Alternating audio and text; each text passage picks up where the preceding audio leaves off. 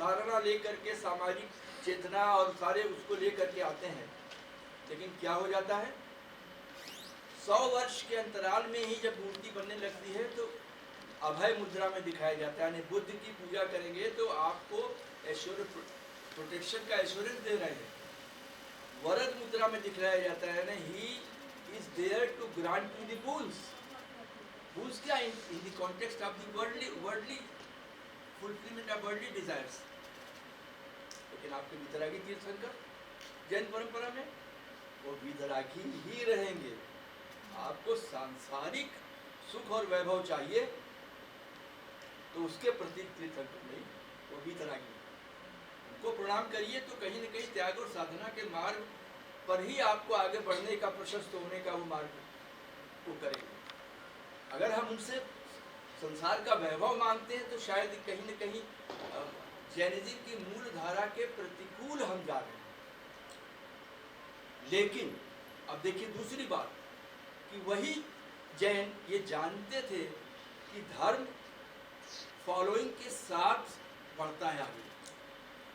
100 लोग केवल एक किसी धर्म को मानेंगे तो नहीं होगा, मुझे 1000 चाहिए, लाख चाहिए।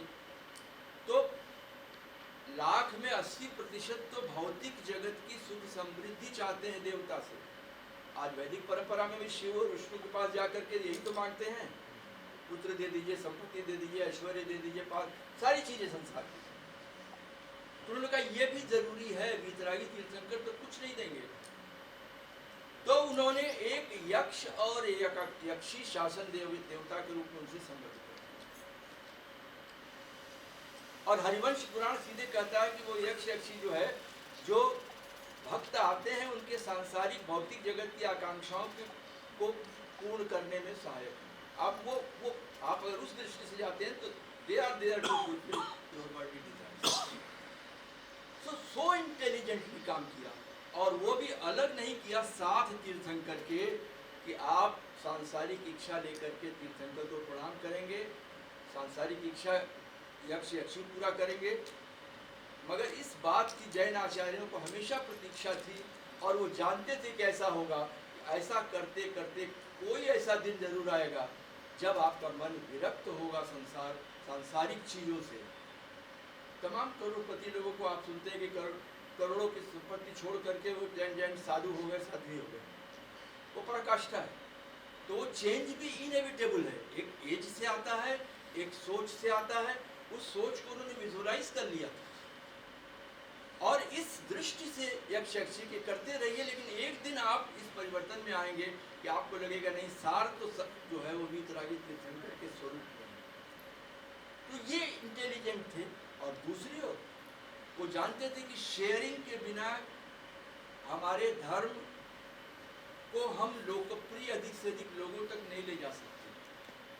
तो उस शेयरिंग के लिए आज भी आप देखते हैं, आज के संसार में भी जो पार्टियां हैं, चीज़ें हैं, उसमें सारी चीज़ें वैसे की जाती हैं कि कैसे आप अधिक से अधिक लोगों को आकृष्ट कर सके। आज भी धर्म प्रभावित कर रहा है, आपको मालूम है, उससे ज़्यादा मैं नहीं कुछ कहूँगा। तो वो काम करने के लिए उन्होंने कहा कि अगर सरस्वती हैं, लक्ष्मी हैं, गणेश हैं, नवग्रह हैं, अष्टदिक्पाल हैं, ये पहले से वैदिक परंपरा में है, तो इन्हें हम अपनी परंपरा में देखिए। आज आप संकोच कर रहे हैं, उन्होंने नहीं किया संकोच कि हमारे वीतरागी तीर्थंकर के होते हुए हमारी अपनी धारा है, लेकिन हम ऐसे तमाम स्वरूपों को स्वीकार करेंगे जो स्वरूप हमारी जिसको कहा जाए कि अवधारणा को, धर्म को और समृद्ध करेंगे। राम और कृष्ण पर स्वतंत्र ग्रंथों की रचना उन्होंने की, आप कैसे डिनाई करेंगे? किस परंपरा से आई? पौमचरित मैंने 1st सेंचुरी एडी में, सीई में लिख दिया गया, पद्म पुराण लिख दिया गया, 63 कहाँ नहीं है। तो अगर हम सचमुच जैन धर्म के बारे में सोच रहे हैं तो जैन धर्म ने जिस सोच के तहत त्रिशस्त्रशाला का पुरुषों की कल्पना की, तमाम चीज़ों की कल्पना की, अहिल्योद्धार की कल्पना है, नल दमयंती की कथा है, तो वो तो एसिमिलेट कर रहे थे सारी चीज़ों को। और उन्हें भय नहीं था कि एसिमिलेशन से हम कमज़ोर हो जाएंगे, क्योंकि उनकी सबसे बड़ी शक्ति थी आत्मत्याग, वीतरागी स्वरूप जिसकी प्रतिष्ठा उन्होंने तीर्थंकर स्वरूप में कर रखी थी। अब मैं विजुअल दिखा दूँ, नहीं तो अब समय का वो बन जाएगा तुरंत ही। तो कैसे आन पढ़ कैसे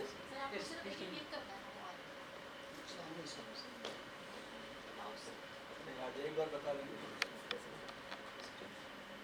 अच्छा ऐसे ऐसे नहीं होते हो जाएगा। अच्छा क्या वैसे तो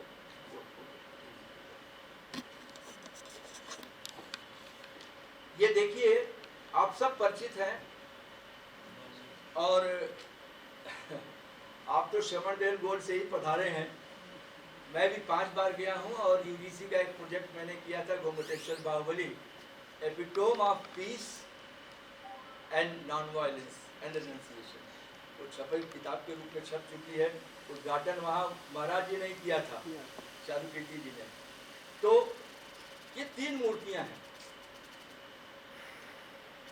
3 चीजें होती, समाज, धर्म और धर्म की अभिव्यक्ति 2 स्तर पर होती है। एक शास्त्र ग्रंथ, दूसरी कला। कहीं न कहीं एक बात जो मेरे मन में बैठी हुई है कि हम कला को किसी न किसी रूप में शास्त्र के समकक्ष नहीं रख पा रहे। जबकि मैं आपको बताऊं कि आज भी आप किताब पढ़िए और टीवी में वो वही चीज देखिए, किसका इम्पैक्ट ज्यादा होगा, विजुअल इम्पैक्ट ज्यादा होगा या टेक्सुअल इम्पैक्ट ज्यादा होगा, आप खुद बताइए। वो मूर्तियां वो शास्त्र ही हैं, आपके धर्म और परंपरा की ही कोई मूर्त रूप में अभिव्यक्त करती हैं। वो तीर्थंकर जब कायस्वर्ग में खड़े हैं, सीधे अपने रहेंगे, तो स्वयं उनके वीतरागी स्वरूप का आपको स्मरण हुआ है। यक्षी देखेंगे, स्मरण हुआ है। तो इसलिए कला को और कला के माध्यम से धर्म और धर्म के मर्म को बहुत बखूबी समझा जा सकता है और अधिक साफ तरीके से। और आज भी आप अपनी धार्मिक पिपासा को शांत करने के लिए मूर्ति और कला के पास ही जाते हैं, चाहे किसी भी मंदिर में जाएं, मूर्ति में। तो अब मैं केवल कुछ उदाहरण आपके सामने रखूंगा। बाहुबली काम किया, केवल एक ही बात करता हूँ, एक प्रतीक है, पकड़े नहीं होगा। ये प्रतीक मूर्ति ऋषभनाथ के पुत्र थे, बिना पकड़े होता तो व्हाइट एंगल में कभी चाय पी के नहीं तो जब दोनों में युद्ध होता है। युद्ध को टालने के लिए बाहुबली प्रपोज करते हैं कि भाई सेनाओं के बीच युद्ध न हो, आइए हम लोग युद्ध कर उसके द्वंद्व द्वारा उसको तय करें। नो वॉर थ्योरी का पहली प्रस्तावना है जी, नो वॉर थ्योरी। और जीत हार हम आपस में क्यों, हजारों सैनिकों को हम क्यों हो गए, वो किया उन्होंने। और उसके बाद क्या हुआ कि ये तय हुआ कि कोई शस्त्र नहीं चलाएगा और भरत ने चला दिया चक्र। जब चक्र चलाया, देखिए खाली आप जैन धर्म के मर्म को समझिए, जब चक्र चलाया तो बाहुबली के तुरंत मन में आया कि इस राज्य के लिए अपनी अपनी अपनी स्वयं की स्वीकृति प्रतिज्ञा का पालन ही नहीं कर पा रहे हैं, ऐसे राज्य को छोड़ो। यानी विजय के सर्वोच्च क्षणों में राज्य त्याग का निर्णय जिस व्यक्ति ने लिया और इतनी गहन साधना की, उन्हें पता नहीं कि उनके शरीर पर सांप, बिच्छू और तमाम जो है एंटीनियम क्रीपर्स लिपटे हुए हैं। पूजा भारत में ऐसे ही व्यक्ति, यानी त्याग मूर्ति बने वो, अहिंसा की मूर्ति बने वो। और जो ऐसा शख्स जब होगा तो वो तो पूजनीय होगा। और पूजनीय कहाँ से हुए कि साहब तीर्थंकर से अधिक राम ते अधिक राम कर दासा। देखिए दूसरी परंपरा में भी है, राम का मंदिर ढूंढना पड़ेगा, हनुमान का मंदिर आपको नहीं ढूंढना पड़ेगा।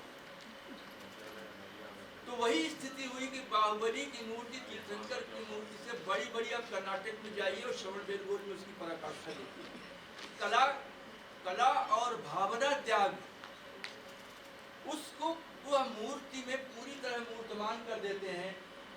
देखिए एंटीनियम क्रीपर्स, और आप ध्यान से चेहरे की ओर देखिए कि कि वो बिल्कुल जिसको कहा जाए ही इज अनशेकन अनपर्टर्ब्ड, कि शरीर से लता बदलियां लिपटी हुई है।